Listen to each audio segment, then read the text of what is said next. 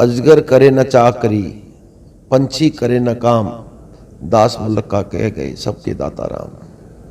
कि जो मगरमच्छ है, जो जिनको आप अधिकारी कह दो, वो वैसे अंगड़ाई लेके अपने खा पी के मस्त हैं, और जो छोटे कर्मचारी हो पंछी की तरह अपने मस्त हैं, और सबके दाता राम। जैसे अधिकारियों को कह रहे कि काम करना सीख लो, 9 से 5 पब्लिक की सुनो, या जैसे ऑटो वाले हैं, इस हिसाब से तो लोग कहेंगे यार ये तो ट्रांसफ़र हो जाए, ठीक है, ये बंदा मतलब ठीक नहीं है शहर के लिए।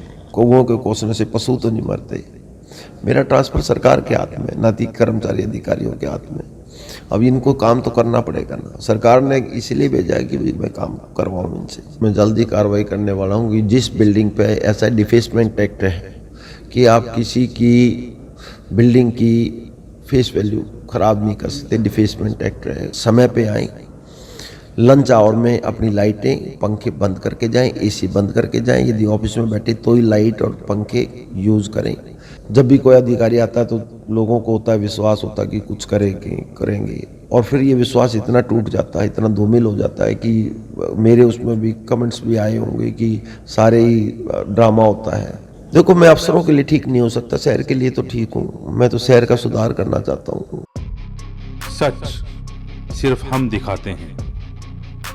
वैसे पानीपत देख रहे हैं आप, और मैं हूं आपके साथ कुलवंत सिंह। पिछले कुछ दिनों में शहर का सुधार जो है होना शुरू हुआ है, ट्रैफिक में भी थोड़ा बहुत जो है सुधार हो रहा है, और अब शहर जो है अच्छा दिखने लगेगा। इसके लिए उपायुक्त महोदय जो है हम लगातार वॉइस ऑफ पानीपत पर उनकी कार्यशैली जो है दिखा रहे हैं, और आप लोग अपने कमेंट भी कर रहे हैं कि क्या पॉजिटिव हैं क्या नेगेटिव हैं। लेकिन इसी बीच जो है एक चीज़ जो सामने निकल कर आ रही है कि अब शहर जो है सुधारीकरण की तरफ है। मेरे साथ उपायुक्त हैं वीरेंद्र दैया जी, इन्हीं से बातचीत करते हैं। सर, अब तो शहर पढ़ लिया, देख लिया आप लोगों ने, एक एक चीज़ आपके टिप्स पर है, क्या क्या दिखते हैं शहर में जी?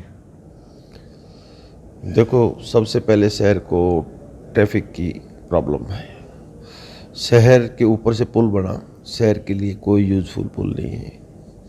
इसके लिए मैंने अभी पीछे मीटिंग की थी, जो हमारी रोड सेफ्टी की मीटिंग थी। उस मीटिंग में ये निकल के आया कि 21 मई को टेंडर है। 21 मई के टेंडर में पहले एक पार्टी आई थी। जनरली जब टेंडर लगाते हैं तो टेंडर लगाने वाले ऑफिसर्स इतने तेज़ तर्रार होने चाहिए कि वो लोगों को इनवाइट करे टेंडर में पार्टिसिपेट करने के लिए। टेंडर लगाना अलग बात है, टेंडर में लोगों को पार्टिसिपेट कराना टेंडर का पार्ट है, ताकि टेंडर दोबारा ना लगे। इसमें एक ही पार्टी आई थी। तो आपके यहाँ जो खादी जो आश्रम है खादी के, यहाँ से आपको एक कट मिलने जा रहा है। 21 मई को उसका टेंडर लग जाएगा। इससे सिंगल पार्टी भी आए तो इस बार रीटेंडर नहीं होगा। दूसरी बात रही सर्विस लेन की एक्सपेंशन की बात, तो NHAI ने एक्सपेंशन के लिए एस्टिमेट्स दिया था 18 करोड़ 18 लाख का। उसमें कुछ, एक तो पोल की शिफ्टिंग थी, नेचुरली आपके पोल गड़े हुए हैं HVPN के या UHVPN के, उसमें पोल की शिफ्टिंग थी, नाले की शिफ्टिंग थी, नगर निगम की थी। तो उस मीटिंग में निकल के आया कि नगर निगम से कमिश्नर तो नहीं आए थे, पर उनके डिप्टी आए थे, तो मिस्टर नेहरा, तो अभी तक उन्होंने अपनी मॉडलिटीज फाइनल नहीं की थी। तो मैंने SDM की अध्यक्षता में एक कमेटी बनाई है, वो मॉडलिटीज फाइनल करके कि हम इस रोड की जो सर्विस लेन है इसका भी एक्सपेंशन हो जाएगा। NHAI तैयार है इसमें। रही ये दूसरी आवारा पशुओं की समस्या, तो मैंने गौशालों में चारा की व्यवस्था कर दी है। किसानों से अपील करके किसानों ने तूड़ा मुहैया कराया है। बाकी दानी सज्जनों से भी मैंने रिक्वेस्ट की है, तो गौशालों वालों ने मना नहीं किया कोई आवारा पशु लेने के लिए। अब ये है कि इनको कहा है म्यूनिसिपल कमेटीज़ को, नगर निगम को, कि भाई अपने ज़्यादा गाड़ियां लगा के आप जितने गोवंश को वहाँ भेज सकते हैं वहाँ मैक्सिमम भेजेंगे, ताकि एक्सीडेंट कम हो। तीसरी समस्या आपकी जो है बिजली की तारें हैं, शहर में नंगी बिजली की तारें लटकी हुई हैं। वो मैंने एक्शंस को बुलाया, उसको कहा भी है। आज दूसरे एक्शन आए थे कि लाइटिंग की सिस्टम जो है, जो तारों का सिस्टम है, किसी को अब बारिश आने वाली है, कहीं कोई करंट तार खुला रहा, कोई करंट से डेथ हो जाती है, वो भी प्रशासन के लिए एक प्रॉब्लम तो है ही, और उस परिवार के लिए तो एक बड़ी विकट समस्या है जिसके घर से एक बंदा जाता है। तो कोशिश यही रहेगी कि बारिश से पहले पहले हम अपनी ये जो तारों की व्यवस्था बिजली निगम की है वो ठीक दुरुस्त हो जाए। और कुछ आपकी डेयरीज की भी समस्याएं हैं। डेयरीज ने अभी तक जाटल रोड पे दिए थे, प्लॉट शिफ्ट नहीं किए। बाकी अवैध कॉलोनियाँ हमने शहर में डीटीपी को सख्त निर्देश दे रखे हैं कि भाई अवैध कॉलोनी कोई ना हो। जो अवैध कॉलोनी निर्माण कर रहा है उसका डिमोलिशन तुरंत किया जाए। उसके लिए एसपी साहब से भी बात हो चुकी, पुलिस तुरंत मुहैया हो जाएगी। शहर में अवैध निर्माण नहीं होंगे, क्योंकि अवैध निर्माण होने के बाद जिस कंज्यूमर को यदि कोई प्लॉट मकान मिलता और उस पर बना लेता, फिर उस पर तोड़ फोड़ होना, वो उसके लिए भी दुखद बात है। और प्रशासन की भी ढिलाई है कि उसने समय रहते रहते कार्रवाई करते तो ये नौबत ना आती। मेरा तो ये है कि nip the evil in the bud, बुराई को प्रारंभ में ही दबा दो। तो कोशिश ये रहेगी कि अवैध कॉलोनियाँ भी ना बने, जितना है शहर पोल्यूशन मुक्त हो।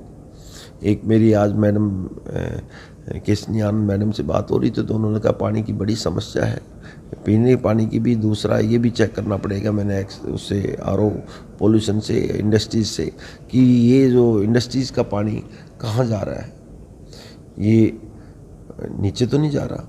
ये एक बार हम इंश्योर करना ज़रूर चाहूँगा कि इंडस्ट्री का कोई पानी नीचे वाटर लेवल पे जाके पानी से ना मिले, क्योंकि वो पानी तो इतना हार्मफुल होगा आम आदमी के लिए। उससे तो बीमारियाँ बढ़ेंगी तो नेचुरली लोग हॉस्पिटल्स में देखते होंगे और तो कई तरह की समस्याएं बढ़ जाती हैं। यदि पानी ठीक ठाक है, पीने का पानी ठीक है, तो आधी बीमारियां तो उसी समय समाप्त हो जाती हैं। सर एक चीज़ हो रहा है कि सारी सिरदर्दी आप ले रहे हैं, नगर निगम का दस्ता, डीटीपी का दस्ता, उसके बावजूद भी लोग काम करना नहीं चाहिए। है छोटी छोटी चीज़ें हैं, लेकिन पेन कोई नहीं लेना चाह रहा इस चीज़ में। देखो ऐसा है, being district magistrate, deputy commissioner, सरकार को जवाबदेही मेरी है। काम वो नहीं कर रहे, काम मैंने उनसे लेना पड़ेगा, काम तो उनको करना पड़ेगा ही। ऐसा है कि सरकार हमें तनख्वाह देती है। आपका कोई दोस्त ऐसा नहीं होगा कि मरने उपरांत भी आपका ध्यान रखे या बच्चों का ध्यान रखे। सरकार हमारा रिटायरमेंट के बाद पेंशन देगी, डेथ के बाद बीमार हो जाते हैं तो दवाइयाँ मुहैया कराते हैं, बढ़िया बढ़िया हॉस्पिटल में इलाज करते हैं। और उसके बाद यदि डेथ हो जाती है, क्योंकि जो शाश्वत सत्य है, उसके बाद आपकी वाइफ का भी ध्यान रखती है सरकार, उसको भी आप पेंशन जाती है ताकि उसका गुजारा हो जाए। इतनी फैसिलिटीज हैं, इतनी वो है। उसके बाद एक हमारा कर्तव्य बनता है सरकार के प्रति भी कि हम भी अपना कर्तव्य ईमानदारी से, निष्ठा से निभाएं। और ये मैं नहीं, हम सब कर्मचारी अधिकारियों से भी मेरा निवेदन है कि सरकारी नौकरी को बोझ ना ले। सरकारी नौकरी तो बहुत जिनके अच्छे भाग्य उनको मिलती है। 9 से 5 हम नौकरी करते हैं। मेरी तो नौकरी 24/7 है, पर जनरली जो कर्मचारी हैं वो तो 9 से 5 करते हैं। यदि 9 से 5 में हर कर्मचारी, मैं निवेदन भी करूँगा इस मंच के माध्यम से कि हर कर्मचारी, हर अधिकारी निष्ठा से, ईमानदारी से अपनी ड्यूटी का पालन करे 9 से 5। और ये कोई भी काम करे तो ये समझ के करे कि ये हम सरकारी काम नहीं, हमारा अपना काम है, क्योंकि सरकार भी हमारी है, हम भी सरकार के हैं। तो काम यदि आप उस हिसाब से करेंगे कि ये काम मेरा नहीं, मेरा काम है, सरकारी काम नहीं। हम बाज़ार में जाते हैं कोई सामान लेने, अपने लिए मोल भाव करते हैं, तो हम जब सरकारी सामान भी खरीदते हैं तो भी हमने ऐसे ही सामान खरीदना चाहिए। और हर अधिकारी को सोचना चाहिए, क्योंकि वो भी सरकारी पैसा नहीं है, हमारा पैसा है, टैक्स से पैसा है, पब्लिक का पैसा है, हम भी टैक्स देते हैं, हमारा पैसा है। तो हमें money saved is money earn, पैसा बचाते हैं तो पैसा बचता भी है। सरकार के पास 4 पैसे बचेंगे, सरकार उसको और भलाई के कार्य में लगाएगी। तो मैं इस मंच से माध्यम से आज अपने अधिकारी कर्मचारियों की निवेदन भी करूँगा, दिशा निर्देश भी देना चाहूँगा कि समय पे आएँ, लंच आवर में अपनी लाइटें पंखे बंद करके जाएं, एसी बंद करके जाएं। यदि ऑफिस में बैठे तो ही लाइट और पंखे यूज़ करें। यदि शाम को आप ऑफिस जाते हैं, जैसे अपने घर में लाइट बिजली पंखे बंद करते हैं, जब आप कमरा छोड़ते हैं, रूम से बाहर निकलते हैं, जिस रूम में बैठे हैं उस रूम से बाहर निकलते तो बंद करते हैं, ऐसे ही सरकारी ऑफिस को अपना घर समझ के ऑफिस जाते हुए जाने के बाद, ऑफिस से जाने के बाद अपने बिजली पंखे एसी बंद करके जाएं और सुनिश्चित करें कि कोई बिजली का मिसयूज़ ना हो, कोई ये ना हो कि आप ऑफिस में बैठे नहीं, आपका एसी चल रहा है। तो आपकी डायरेक्शंस होनी चाहिए, हर कर्मचारी हर अधिकारी की डायरेक्शन होनी चाहिए कि मेरे एब्सेंस में एसी बंद होना चाहिए। बाकी नेचुरली सिस्टम में क्या होता है कि जब भी कोई अधिकारी आता है तो लोगों को होता है, विश्वास होता है कि कुछ करेंगे, और फिर ये विश्वास इतना टूट जाता है, इतना धूमिल हो जाता है कि मेरे उसमें भी कमेंट्स भी आए होंगे कि सारे ही ड्रामा होता है। मैं उन लोगों को भी जो बेचारे इस निराशा से हाथ हुए हैं, निराशा से परेशान है कि किसी ने कुछ नहीं किया, मैं कोई क्रेडिट लेने नहीं आया हूँ, ना मैं किसी से कोई अपना एप्रिसिएशन लेने आया हूँ।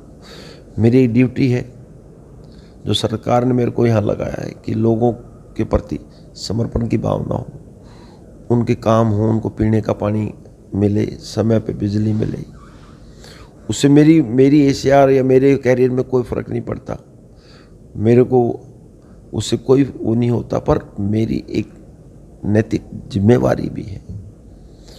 लोग परेशान हैं, लोग परेशान इसलिए हैं कि ये जो हमारा गोवंश था, लोग कहते रहे, हम भी देखते हैं जीटी रोड पे, अब जब ये प्रॉब्लम समस्या का समाधान हो गया कि गोवंश लिए जा रहे हैं, चारा मुहैया करा दिया गया, तो जल्दी से जल्दी अब कोशिश ये रहेगी निगम वालों से यदि निवेदन नहीं तो फिर डिसिप्लिन भी कोई चीज़ है, फिर निवेदन नहीं तो सख्ती भी कोई चीज़ है।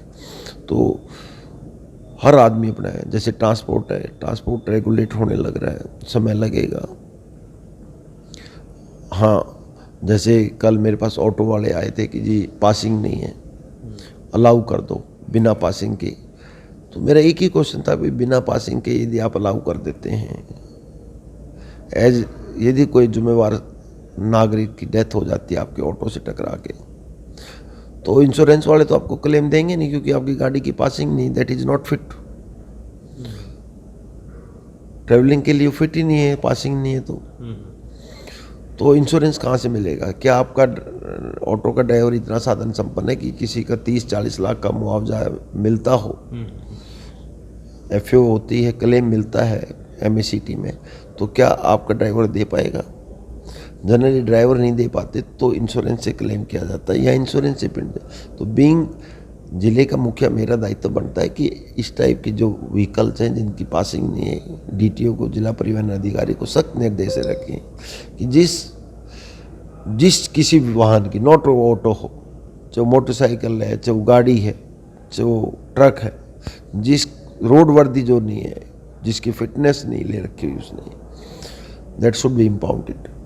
और ये अभी निवेदन है कि अपनी फिटनेस कराएं, नहीं तो अगली बार ये भी एक जुर्म है, it is negligence to the society कि आप की पासिंग नहीं है, आप अनफिट गाड़ी को ड्राइव करा रहे हैं, तो अगली बार 1 महीने के बाद हम एफआईआर भी दर्ज कराना स्टार्ट करेंगे ऐसे लोगों के खिलाफ जिन्होंने गाड़ी की पासिंग नहीं कर रखी और वो कमर्शियल व्हीकल चला रहे हैं। जनरली नॉन कमर्शियल व्हीकल्स में लोग अपनी गाड़ी की टाइम पे पासिंग कराते हैं, इंश्योरेंस कराते हैं, क्योंकि उनको पता है कि कहीं एक्सीडेंट हो गया तो एमएससीटी क्लेम में इंश्योरेंस बाद में आएगा, इंश्योरेंस नहीं है तो उनको अपने घर से देना पड़ेगा। पर जो ऑटो हैं या 4 व्हीलर्स हैं या ट्रक हैं, यदि उनकी पासिंग नहीं है तो इंश्योरेंस वाले नहीं देंगे तो ड्राइवर कहाँ से पे करेगा? ड्राइवर ट्रक में तो फिर भी जो ट्रक के मालिक हैं उनका फिर भी इतना उनके पास फाइनेंशियल वो हैं रिसोर्सेज की दे कैन पे, पर एक ऑटो वाले के पास इतने रिसोर्सेज नहीं है कि he can pay in MSCT. Naturally वो आदमी कल मेरे से आके पूछ सकता है कि जी आपने बीइंग मुखिया आपने इनकी पासिंग बिना पासिंग क्यों चलने दिया शहर में, मेरे को क्लेम नहीं मिला आज, क्या वो क्लेम आप दे सकते हैं? मेरे पास उसका कोई जवाब नहीं है। तो कुछ बातें ऐसी होती हैं जिनको करने में कईयों को थोड़ी परेशानी भी होगी, पर सिस्टम को ठीक करने में, रेगुलेट करने में और जो एज पर नियम है, नियम से ही रेगुलेट होता है। और लॉ क्या है, और ignorance of law is no excuse. Law की इग्नोरेंस कोई एक्सक्यूज नहीं है। कोई किसी को कह दीजिए मेरे को तो पता नहीं था, मैंने ये अपराध कर दिया, ऐसा कानून में नहीं है, आईपीसी में। यदि आप इंडिया में हो, कोई कानून बन चुका है, तो law presumes that you are aware of that law. तो मेरी शहरवासियों से अपील है कि थोड़ा सा धैर्य रखें, समय दें, कुछ टेंडर लगेंगे। Rome can't be built in a day. और मेरे को आप लोगों मतलब शहर के निवासियों से मैं तो समर्पित भावना से हूँ। मैं कोई रिवर्स में कुछ नहीं चाहता, क्योंकि मेरी ड्यूटी है। आप कहीं मंदिर में जाते हो तो श्रद्धा से जा रहे हो, तो मैं भी एक श्रद्धा से काम कर रहा हूँ। उसमें उसके बदले मेरे को क्या मिलना है वो मेरे को कोई नहीं।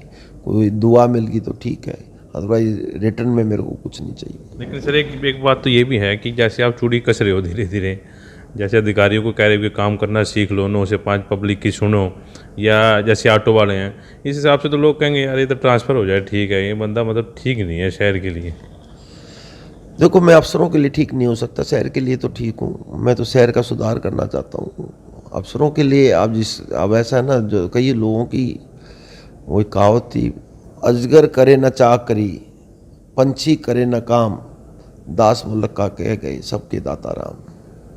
कि जो मगरमच्छ हैं, जो जिनको आप अधिकारी कह दो, वो वैसे अंगड़ाई लेके अपने खा पी के मस्त हैं, और जो छोटे कर्मचारी हो पंछी की तरह अपने मस्त हैं, और सबके दाता राम। पर मैं इस पक्ष का हूँ कि हम लोगों की सरकारी कर्मचारी अधिकारी हैं, वी आर पब्लिक सर्वेंट। हमें पब्लिक की सेवा करनी चाहिए। और इसमें मैं एक ये भी बात कहना चाहूँगा कि जब से मैं पानीपत आया हूँ, मैंने 12 तारीख को ज्वाइन किया है, मैं अब तक चंडीगढ़ नहीं गया। ट्रांसफ़र कोई बड़ी बात नहीं, ट्रांसफ़र एक मुलाजमत का गहना है।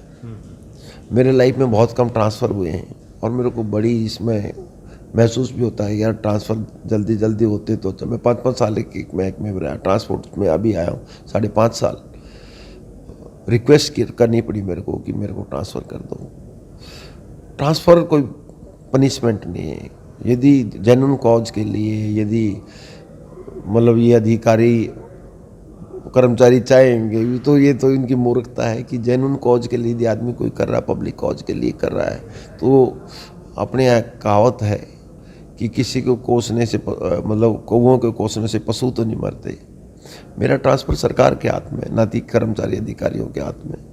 अब इनको काम तो करना पड़ेगा ना, सरकार ने इसीलिए भेजा है कि भाई मैं काम करवाऊँ इनसे, and they have to do, otherwise I will take disciplinary actions. आपको लगता है कि मतलब कुछ ना कुछ दिक्कत है नीचे, तभी आप 11 से 1 जो दरबार लगाते हैं, उसमें जाहिर तौर पर वो लोग आते हैं जो लोग दुखी हैं, निचले तबके से दुखी हो गए, आपके पास पहुंचते हैं, तो उन अफसरों की जवाबदेही होगी कि ये अफसर सीधा बंदा मेरे पास आ रहा है, तूने इसका काम क्यों नहीं किया था, जेन्युइन काम हो जो। नेचुरली ऐसा है कि जिस डिपार्टमेंट की शिकायतें डीसी के पास ज़्यादा आती हैं, जिस डिपार्टमेंट के लोग ज़्यादा आते हैं शिकायतें लेके जिस डिपार्टमेंट की, इसका मतलब डिपार्टमेंट काम नहीं कर रहा, वो पता चल जाता है। इवन जैसे हमारे प्रदेश के मुखिया हैं माननीय मनोहर लाल खट्टर साहब, उनको भी पता चल जाता है कि 22 जिलों में कौन सा डीसी काम नहीं कर रहा। जिस जिले की दिक्कतें वहाँ जाएंगी, लोग पानीपत की दिक्कतें वहाँ जाके बताएंगे, या किसी भी जिले की दिक्कतें सबसे ज़्यादा होंगी, तो पता चल जाता है। इसका मतलब डीसी अप्रोचेबल नहीं है, डीसी बैठता नहीं है, इसलिए लोग वहाँ रहे। क्योंकि लोगों को शौक नहीं चक्कर काटने का, लोगों को काम कराना अपना, उनका काम समय पे हो जाए, तो वो ये नहीं कि वो डीसी के पास आएंगे। जिस महकमे के पास जाते हैं, डीसी के पास तो कोई महकमा ही नहीं है। देखा जाए तो बेसिकली रेवेन्यू महकमा भी एसडीएम से है, डीसी के पास अपना महकमा नहीं है, ही इज़ द कंट्रोलिंग अफसर। तो वो ये देखता बीइंग कंट्रोलिंग अफसर कि भाई किस महकमे का परफॉर्मेंस अच्छी है, किसकी बुरी है। तो अब तो मेरे को 12 को ज्वाइन किया है, तो 20 दिन से ऊपर तो हो ही चुके, तो अब तो पता ही चल गया कि कौन महकमा काम लेने की करना पड़ेगा उनको। They have to pull up their socks. मतलब ये बातें समझ आ रही हैं अब अधिकारियों को भी काम करना पड़ेगा।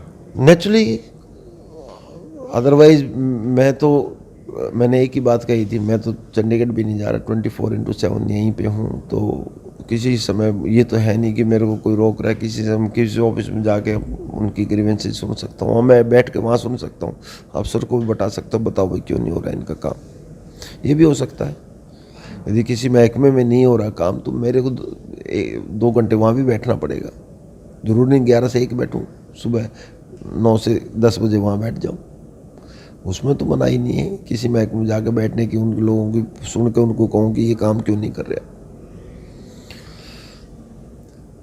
तो ऐसा है कि थोड़ा समय लगेगा, अभी कुछ टेंडर्स भी होने हैं। अब जैसे आपका ट्रैफिक पार्क में है, कुछ रेगुलेट किया है, टॉयलेट कराए हैं, पर उसका ट्रैक बनने में क्योंकि 1 लाख से ऊपर ही टेंडर लग जाता है, टेंडर की प्रक्रिया होती। तो कोशिश ये रहेगी, नगर निगम में भी अब जैसे डॉग्स के लिए, स्टे डॉग्स के लिए टेंडर लगाया, तो कोशिश रहेगी कि टेंडर सिरे चढ़े। नहीं तो इस बार सिरे नहीं चढ़ा तो फिर मैं I will try my best कि और किसी म्यूनिसिपैलिटीज़ में जहाँ इस टाइप के टेंडर लगे उन कंपनी से बात करके और उनको कहें कि टेंडर में पार्टिसिपेट करें। तो जल्दी ही शहर को इन जो छोटी छोटी समस्याएं हैं, ज़्यादा शहर के लोगों को ज़्यादा विकट समस्या नहीं, पीने का पानी चाहिए, हॉस्पिटल्स में टाइम पे दवाई और डॉक्टर्स की अवेलेबिलिटी चाहिए, आपके निगम में प्रॉपर्टी आईडी है, ये छोटे अफसर उनको वहीं, जैसे आप जाते हो, जैसे घर के काम से आदमी गए उसका काम करके, जैसे आप बैंक में गए पैसे लेने, आपको कोई बैंक से शिकायत नहीं होती, वो आप चेक भरोगे वो आपको पैसे दे देंगे, आपको कोई नहीं। एक थोड़ा है कि लाइन लगी होगी, टोकन सिस्टम बना दो आप, वो आदमी उस हिसाब से, इवन आपको वोट डालने में भी लाइन में तो लगना ही पड़ता है ना, क्योंकि पॉपुलेशन ज़्यादा है तो लाइन तो हो ही जाती है ना, पॉपुलेशन कम हो तो लाइन नहीं। तो पर आदमी को भी पता, लाइन में लगने के बाद उसको भी पता होना चाहिए कि यदि मेरा काम आज मैं लाइन में लगा हूँ तो काम होगा, ये नहीं कि जी अफसर तो चला गया, कर्मचारी चला गया। वो इंश्योर करेंगे, लाइट का भी इंश्योर करेंगे, बिजली का, आवारा पशुओं का भी, ट्रैफिक का भी, और जो ये पुल का है कट का भी, वो भी सुनिश्चित जल्दी हो जाएगा। और एक सबसे जल्दी आपको एक रिलीफ जो मिलने जा रहा है, आपका बस स्टैंड जल्दी ही शिफ्ट हो जाएगा सिवा में, वो बन चुका है। पर अभी शिफ्टिंग में ये प्रॉब्लम है कि इन्होंने 31 मई तक जो आपका वहाँ पुल बन रहा है सिवा के पास, वो कंप्लीट हो जाएगा 1 मई तक, वो कह रहे थे पर अभी चला नहीं। तो 31 मई तक, वो 1 मई तक फर्स्ट लेन चलाने की बात कर रहे थे, पर 31 मई तक का उन्होंने एश्योरेंस दिया मेरे को, जैसे ही 31 मई को होगा तो हम 1 जून को भी वो कर सकते हैं, या जब भी, मतलब 31 मई 15 जून जब भी उन्होंने पुल का NHAI ने किया, क्योंकि नॉट कंट्रोल बाय मी, मैं तो रिक्वेस्ट ही करता रहता हूँ उनसे। तो उन्होंने कहा कि ये हम 31 मई तक दे देंगे, जैसे जिस दिन दिया नेक्स्ट डे से हमारा बस स्टैंड चालू हो जाएगा।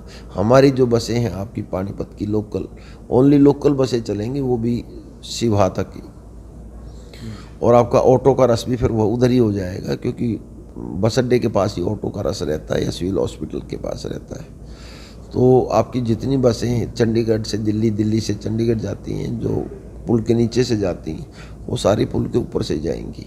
तो आपको इससे भी निजात, शहर के वासियों को इससे भी निजात मिलेगी। लास्ट सर क्वेश्चन करूँगा, आपने भी जाना होगा, एक तो फ्लाईओवर के नीचे पार्किंग की बात कर रहे थे, वो कब तक शुरू हो जाएगी? और दूसरा, ये जो लोग शहर को गंदा कर रहे हैं, पिलर के ऊपर आपकी सरकारी दफ्तरों के बाहर भी पोस्टर लगे हुए हैं किसी कंपनी के, इनके खिलाफ कुछ कार्रवाई हो रही है?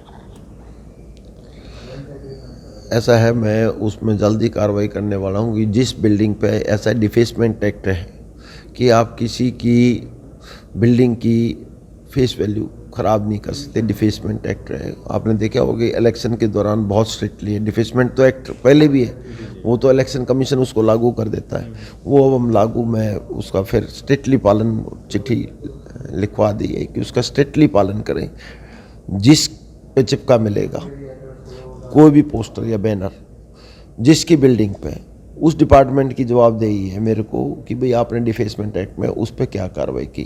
मैं आपको एक बताना चाहूँगा कि कभी भी कोई पंपलेट या कभी भी कोई बैनर होर्डिंग बनाते हैं तो उसमें प्रेस वाले का नीचे नाम और मोबाइल नंबर होता है। तो आप प्रेस और मोबाइल नंबर से वो डिपार्टमेंट पता कर सकता है कि बैनर किसने बनवाए थे, उस बंदे के खिलाफ FIR कराएंगे। तो मैं इस मंच के माध्यम से भी ये शहरवासियों को अपील करूँगा कि वो किसी प्रॉपर्टी पे अपना कोई पोस्टर, अपने जैसे किसी धार्मिक अनुष्ठान या ये इस टाइप का कोई पोस्टर किसी सरकारी गैर सरकारी बिल्डिंग पर ना चिपकाएं। इसके लिए नगर निगम से परमिशन लें। नगर निगम एक स्पेशल वेन्यू डिसाइड करती है और उसका प्राइस भी फिक्स करती है। आपने इलेक्शन के दौरान देखा होगा कि इतने बाई इतने की वहाँ होर्डिंग लगा सकते हो, वहाँ ये लगा सकते हो। तो ये मैं सुनिश्चित करूँगा, इस महीने में ये सुनिश्चित हो जाएगा कि इस टाइप की कोई डिफेसमेंट और जो लगी हुई हैं उनका हम साफ करवा कर कार्रवाई करेंगे। पार्किंग की बात करें, नीचे जो फ्लाईओवर के नीचे सर पार्किंग को लेकर क्या है, फ्लाईओवर के नीचे कब तक शुरू करेंगे? फ्लाईओवर की पार्किंग की बात हुई थी उस दिन, जिस दिन हमारी रोड सेफ्टी की मीटिंग हुई थी, तो पूछा कि ये पार्किंग है किसकी? नगर निगम की, दे डिनाइड। हुडा की, दे डिनाइड। जब कोई भी पार्किंग किसी महकमे की नहीं, पार्किंग रह जाती है प्रशासन की। तो ये अब वो पार्किंग प्रशासन की सारी, हम उसमें पार्किंग में एसडीएम साहब की अध्यक्षता में कमेटी बनाई कि पार्किंग में आप एक बार उसमें कमेटी में बैठ के उसका डिसीजन लें। उसमें हम ऑक्शन कराएंगे पार्किंग के लॉट्स में, अलग अलग लॉट्स की, और उसमें एक रेट फिक्स करेंगे।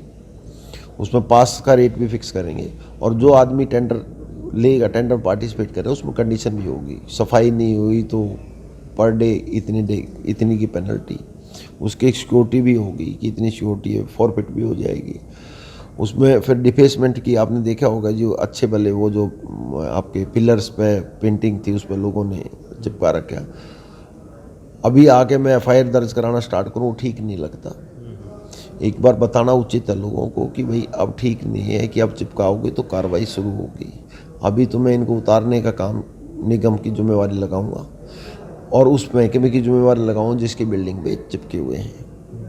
उसके बाद यदि चिपकता है तो हम एफआईआर कराएंगे और निगम को ये कहेंगे इस काम के लिए यदि आप कोई होर्डिंग, पोस्ट, बैनर कहीं चिपकाना है तो उसके लिए जगह सुनिश्चित करें, उसका एक रेट भी फिक्स करें, ताकि लोगों को पता हो कि पर्टिकुलर